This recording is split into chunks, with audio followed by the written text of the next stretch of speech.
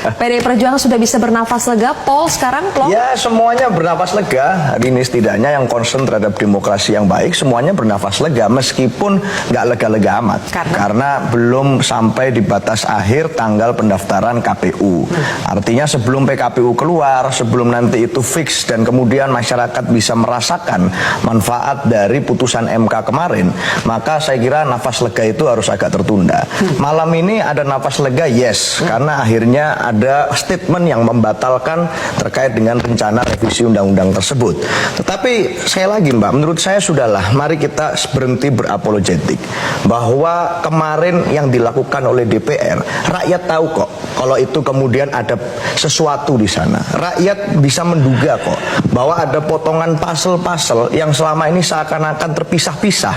Akhirnya rangkaian pasal itu terkumpul. Kenapa saya berani mengatakan itu? Karena hari ini ramai sekali. Tidak ada yang mengorganisir, semuanya organik, nggak ada konsolidasi lama, rapat di DPR kilat, demonya juga kilat.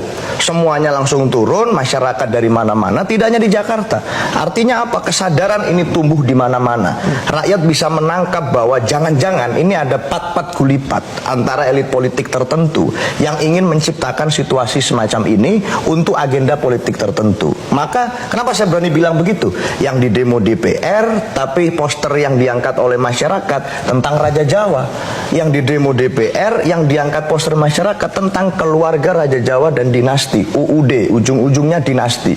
Tulisan itu yang muncul pada saat tadi penyampaian pendapat di mana-mana, yang begitu cepat semua kampus-kampus besar bersuara dan terjadi dengan begitu extraordinary. Maka saya rasa sebagai bagian dari politisi di negeri ini, kita semua rasanya sekali-sekali harus mengakui bahwa proses di DPR kemarin itu berlawanan dengan suara rakyat. Sebagai lembaga perwakilan rakyat, mestinya DPR mewakili suara mereka.